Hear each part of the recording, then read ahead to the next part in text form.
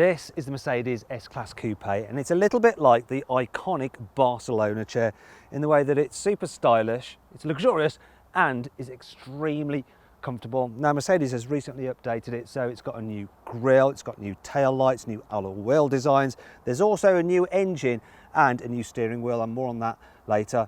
Like the Barcelona chair, this car is rather expensive. So then let's start this review by talking about this new steering wheel. It's the same that you get in the S-Class, and it's lovely to hold. It's also got all the controls for the COS technology. So this right-hand section here allows me to control the digital driver's display. So I can swipe through the right-hand dial and go from the normal tachometer through to a sat-nav map, my eco performance, a G-force meter. I can then move into the central dial, and that has all my driving data and stuff like that. Or if I press the home button, I can then swipe through all the main functions of the central infotainment system. However, I can also operate them through the main infotainment screen, which I control with this side of the steering wheel. It's got all the usual functions that you expect. I've got navigation with a nice big widescreen map, radio, media, if I want to stream music through the car. I've also got my telephone, my connection facilities with all like Android Auto and Apple CarPlay. Also got internet connectivity. Then we have vehicle control, so I can go through various functions such as the ambient lighting settings. I actually have 64 different ambient lighting colours. Now, as well as using these controls here, I could actually use this swivel wheel down here or this touchpad, but the positioning of it is a bit awkward and you end up with sort of like RSI. Thankfully, there are some shortcut buttons around here which do make it easier.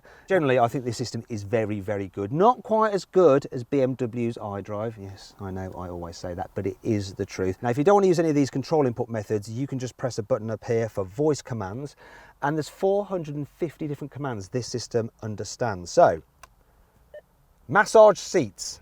I've brought up the massage seats, and then I can just choose which one I want, although there doesn't appear to be one that has a happy ending. Looks like Mercedes has missed a trick here. Still, standard equipment is very good, and the massage seats are included as standard, though, to be honest. Massage seats in cars aren't that great. Other kit you get includes the panoramic sunroof. Yeah, that's nice, that is. I do like it. I also like the fact that you've got this little air blower here, which blows warm air around the back of your neck. Great in winter. So too are the heated seats, and they do get very warm. But you've also got cooled ventilated seats. Obviously, the seats are fully electric. And look at this, you can even lower and raise the headrest electrically, of course, because it's a Mercedes. Same thing with the steering column, so you just control it electrically as well. You also get a Burmester sound system. This car actually has the upgraded 3D Burmester system, but you don't really need it because the standard one is easily good enough. Other options fitted to this particular car include fine Napa leather for the seats. Oh yeah, I mean, it does feel lovely, but it costs £6,000 extra. These wood inlays, only 500 quid, and they do look nice. Not sure about how they match up in colour to this leather on the dash, but generally I do like the overall look, this kind of wave of loveliness that goes to the car. And generally, quality is good as well. These air vents, they feel metal and robust. What's even nicer are these buttons for the climate control. They're just metallic feeling, and so are the window switches as well. It's lovely. But there are a few cheap pieces of plastic which let the side down. For instance, these door handle inserts. They're really cheap, and you may touch those.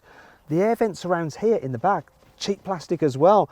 Release buttons for the centre console, really cheap, nasty plastic. But the worst offender is this fake bit of crystal down here. I mean, it looks like it's come out of a Christmas cracker, not a car that costs over £100,000. At least storage is better than you get with a Christmas cracker. So there's a little area here for your keys and a 12-volt socket. This little compartment here, maybe for your cigars, or if you're trying to give up smoking, your chocolate bar. You've got some deep cup holders as well, which is good because it means that they can hold taller bottles. And the door bins are so huge, they can carry big bottles of water. You've got a big storage area here as well. You can't see from there, so don't worry, I can actually open it this way. How clever is that? You might notice that there's some USB inputs there for charging your mobile devices. And that sign there isn't for Nespresso. It actually means near field communication, so it can actually boost the signal from your mobile phone if you leave that in there. Finally, let's move on to the glove box, which is pretty big as well. Practicality here in the front is impressive for a coupe, but let's check out the back. What I want to point out is these doors open so very wide, and look, they are frameless as well, so they look cool. You just got to be careful not to spear yourself on there when you're getting in, because that could be painful. The seat moves out of the way electrically to let you into the back. And when you get in there and you shut the door, you don't have to slam it because look, it has soft close. It closes itself. Easy. Now I'll just move this chair out of the way so you can see what the heck's going on back here. Pull this one down. What happens to my knee room? What's it going to be like? Oh, there you go. As you can see, it's actually all right. Headroom, it's okay for me. Look, I've got about that much space. People over 6'4" may find it a little bit cramped though. The real issue though is foot space. It's just a little bit cramped down there and it could get a little bit tiring over longer journeys. Can't complain about cubby spaces back here though, because look, you've got these posh airplane style folds in the back of the seats. Another little storage area here. Actually, this looks like a face. Look, there's the eyes, the nose and the mouth. It's hello everybody. Yeah, anyway, there's some storage here as well. If I fold down this armrest, there's, yeah, storage under there. But where are the cup holders, I hear you ask? Well, ta-da! There they are. Brilliant, eh? So this is a strict two-seater here in the back, so you may as well have this armrest down and you can rest your arm here, and it is actually quite comfy. You've also got seat heating here in the back as well, which is nice. Bit annoyed though, there is no control for this rear window. I can't operate my own rear window. I have to ask the driver to do it. I mean, I'm sure it's not beyond the wit of Mercedes. They can do heated seats back here. They could do electrically operated window for me to control. Anyway, now you have to be careful when you're getting out of here. Because of that sloping roof line, you can end up banging your back on it like that. And then you will need to go see a proper masseuse for a proper massage. You won't be able to just rely on those seats. So let's move on to the boot. Now the capacity of this car is about 25% less than the S-Class saloon, but it's still about the same size as an A-Class, and it's a bit bigger than a Bentley Continental GT's boot. All models come with an electrically operated tailgate, obviously. And the boot size, as you can see, is decent enough, and the opening quite wide for a coupe's boot. There is a bit of a lip to lift stuff over, but you've got this metal scuff plate so you don't damage your expensive car's paint. There is some practical features here as well. Look, you've got some nets here. That's where you can keep the car's manual. There's also a 12-volt socket here if you ever need to vacuum out the boot. Now, these tie-down hooks may look a little bit flimsy, but believe me, they are tough. Now, under here, you've got some more storage. Actually, some of the space is taken up by the subwoofer from the 3D sound system. There's your tyre repair kit because there's no spare wheel on this particular car. But look at this, can't complain about this. The handle for this storage cover, it's just so posh and expensive, I love it. Now then, it's time for the CarWow 5 annoying things about this car. The optional intelligent LED lighting system is very good. And they actually have Swarovski crystals in them, which you think is going to be kind of cool, but trouble is, they make the car look a little bit too Kardashian. For some reason, the buttons for the rear blind and the little seatbelt butler are hidden away up here rather than being on the door where they would logically be. In right-hand drive versions of this car, the steering wheel is a little bit offset to the left, look, so it can make you feel a bit twisted behind the wheel. Classic Mercedes. If you want the 360-degree camera or the heated armrests and steering wheel, which you probably do, you can only get them as part of the premium package, which costs £5,000 because it includes a lot of other kit you don't actually want, such as this weird well-being spa recreation thing with some kind of scent which is blown through the air vents. It's all very nasty, and various settings which are supposed to enhance your mood. You have to be careful when opening these big heavy doors on a slope because if you let go of them, they could do some damage. Ow. Thankfully, this car has plenty of cool features to help make up for all this. Here's 5. The washer jets for the windscreen wipers are actually housed in the blades themselves, so you don't get a big squirt of water at the windscreen, which means that your vision is never impaired. You can get the car with something called Magic Body Control, and what it does is uses 2 cameras in there which read the road ahead and they can spot bumps. When you go over a bump, it'll actually slacken off the air suspension, so it just glides over it. That system also includes something called curve control.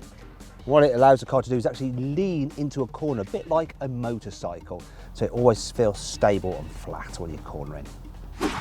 The optional night vision system allows you to effectively see in the dark, so you can spot dog walkers or horse riders should they dare to be out and about at night.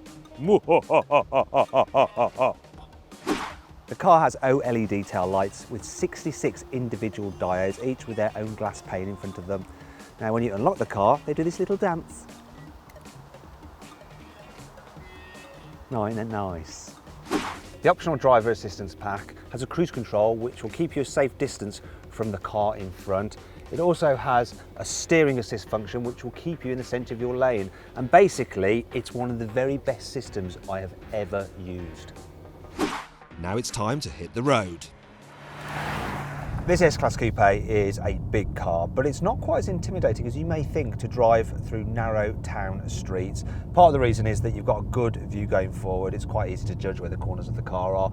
It's not easy to judge where the back is though, because while the rear window is quite wide, it's not very deep.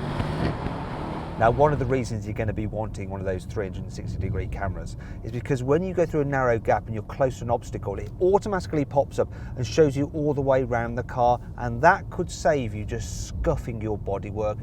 What also helps when manoeuvring is the steering, because it's very, very light. Also, you don't have to turn the wheel that much, as I'll illustrate now, to go to full steering lock. Look, that's full steering lock, and so it does just make it so much easier to weave about the place. I also like this feature, the fact that the gear selector is here on the steering column, so for going reverse and then to drive, it's right at your fingertips. It's great, and that just makes it nice and easy and effortless, which is what this car should be. Now, for most of the time, the suspension is brilliant. It's almost as though you're flying up the road, but a bit like when you're flying, occasionally you do hit a bit of turbulence because the odd sharp bump can catch you out and you get like a jolt through the cabin. It just surprises you. Now, if you don't want speed humps to surprise you, get that magic body control, because it makes this car go over them like they're not there. The gearbox is really smooth and relaxing as well. It just blends the gears together.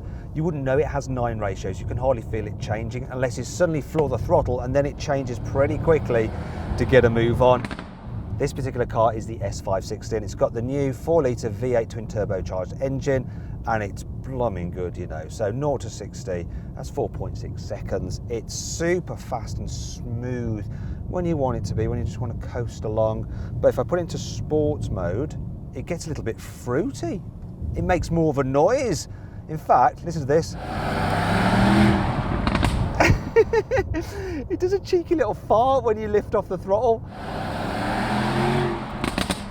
Do you know what? I reckon this 560 is actually the pick of the range. You don't need the full-fat, high-performance AMG versions. It should give better economy as well. So I'm getting 22 miles per gallon. Because it does. Yeah, I'm not too bothered about climate change. It'll make Britain warmer anyway.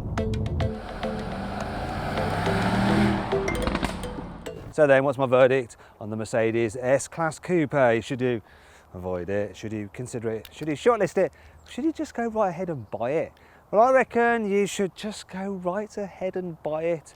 This is a beautiful, lovely, fabulous car, and that's all I have to say on the matter.